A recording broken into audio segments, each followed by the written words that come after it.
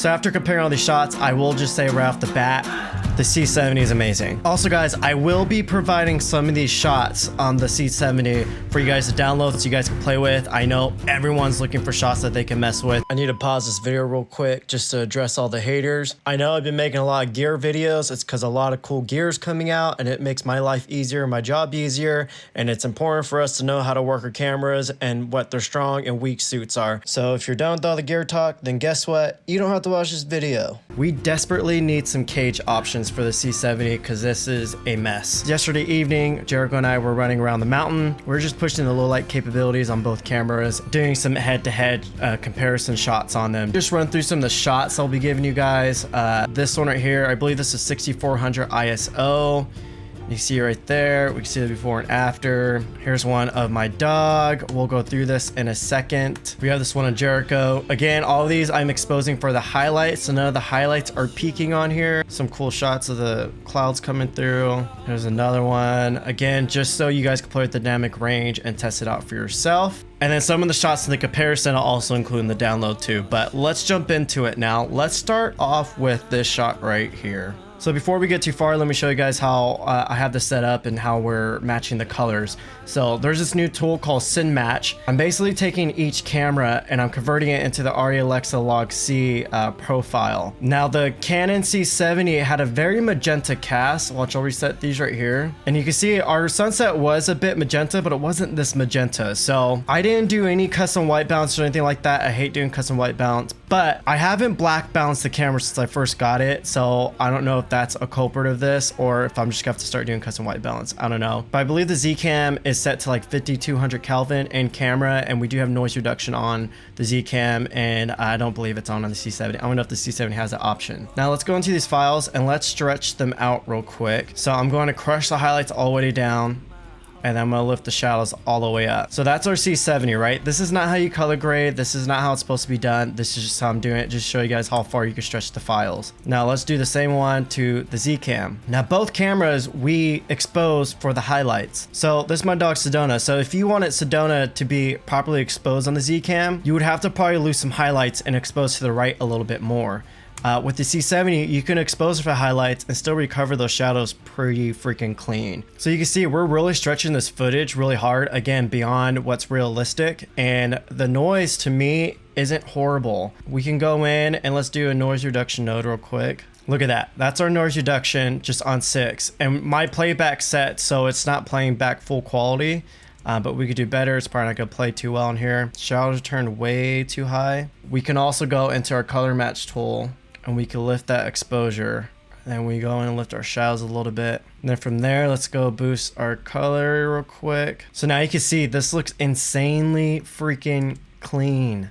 Look at that. That is insane. Now let's just copy all those nodes over and let's put that onto the ZCam. All right, so right here you can see if we try to do that on the ZCam, we're not getting nearly as much info in our shadows. These were shot side by side. Jericho's just to the right to me with the ZCam. You can see how much more info that C70 is. Now let's just go to our next shot over here. So once again, we have the same exact setup. If you were just to look at the ZCam, this looks gorgeous. Like there's nothing wrong with this. But when we go to the C70, you see there's just a lot more thickness to the image there. Now let's go and do our similar thing. Let's go and stretch those highlights and shadows. Let's crush those highlights. You see there's a lot of beautiful highlight detail right there. And then let's lift the blacks. You can see there's a lot of color info in there. Like our trees are still green, everything looks really, I would say everything looks really usable. And let's go over to the C70. Now look what's happening here. Look at all the details in these trees. This is just insane. So again, the ZCam kind of cheats it because there's still a lot of like good color in there. But then again, you see in the C70, this is just like day and night pretty much. Like you can really stretch this footage. Obviously, again, we do have some noise in there. Also on the shakiness, the C70 is not heavy enough for, personally for me, to hold the camera out and shoot. I have to put it up against my chest or my belly. I have to try to get as many contact points as I can. With the ZCam, it's heavy and dense enough to where I can hold it out and I don't have these micro jitters I'm getting on the C70.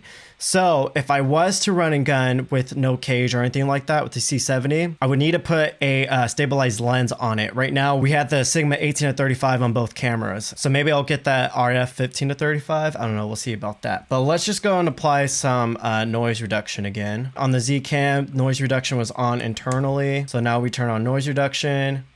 And you see there's still some noise on there, but again, it doesn't look like ugly noise or anything. Like that's totally usable, especially since we're at 400%. Let's zoom out, and you can see when we're zoomed out, it doesn't look half as bad. There's a ton of different ways that you clean up noise. To me, noise isn't really an issue these days, unless again, it's an image like this and you're trying to push it and there's no info there and there's just noise, and that obviously doesn't work. But the fact that we have so much information, the C70 still means that we can push the noise. And for me, I rather have amazing color detail and dynamic range over noise or low light performance or anything like that. And then I'll show you guys this real quick. This is just my grade that I did on top of it, and then the grade on top of the ZCam. Let's look at this condition. This is a lot better conditions. We have a lot more balanced light going on here, but let's go and stretch these images. Let me just turn on this node right here, crushing our highlights, and we're boosting our shadows to 100%. Let's go to the ZCam, do the same thing. So you see we're getting pretty similar results here. Let's reset these nodes and let's just crush the highlights, and then let's go and lower our exposure down. So this is how I would most likely get a grade on this. Once you start grading the image, you start seeing separate results here. So with the C70, you're kind of seeing that thick velvety color and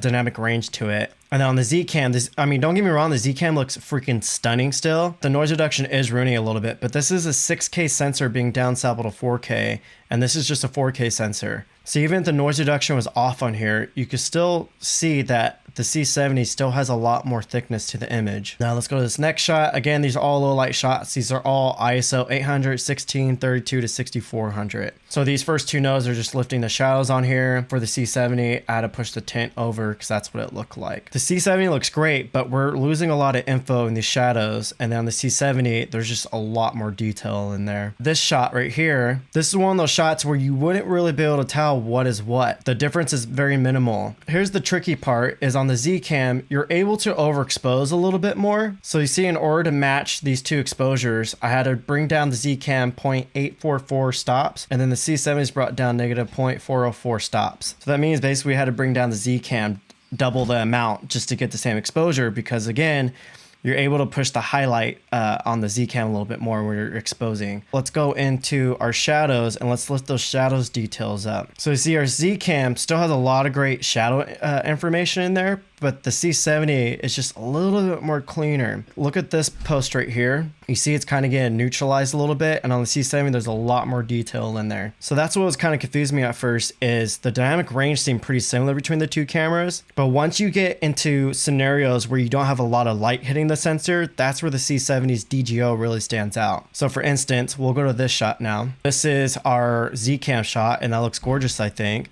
And here's our C70 shot. So you see our C70 shot, I had to bring the exposure up. Let's just go to 0.5. So we brought up half a stop just to get it similar to the ZCam. Now let's just create a node before that and let's pull the shadows up again. We're going past what's realistic here just to show you how much info is in there. So you see, once again, the C70 has a lot more info on the lower end down there. So that's what's kind of scary to me, is when I'm out in the field and I need to expose, I'm used to having to overexpose a lot when shooting log profiles. With the C70, I wouldn't really go over a stop on overexposing. There's not a whole lot of dynamic range on the top end, but as you can see, there's a lot of dynamic range on the bottom end. So it's also been kind of tricky for me to figure out how to grade this, because I'm not used to grading with like a zeroed out exposure. What's important about this, we have all the extra detail in the shadows to play when we're grading. We just have a couple more shots here. So this is a more stylized grade here. Right off the bat, you kind of just see the ZCam looks amazing still, easily passable. But then you see the C70, there's just something a little bit extra special in there. But let's create a node and let's push these shadows more. Let's just lift them up. Of course, we still have the grade on there, but you can see just on the C70, you can see the details in this umbrella back over here, and then the details in this jacket. And in the ZCam, you see we're kind of losing that detail. There's a little bit more banding on there, and then this is totally, that info is gone right there. Then back in his jacket, you see there's a little bit info. The umbrella back here looks a little smoother too. I'll put a download down in the description where you can download the C70 footage. I think the ZCam's like an amazing camera, and the image has worked just fine for me most of the time. I've always just exposed for highlights. You have up to 14 stops that you can play with in there, but as we're seeing with the C70, there's just a little bit more dynamic range out lower end, and it gives you a lot more color and detail to work with. So kind of here and there, I don't know, these two cameras are kind of confusing, but I know a lot of people want to see a comparison on it, and they also want a footage. So there you go. Peace.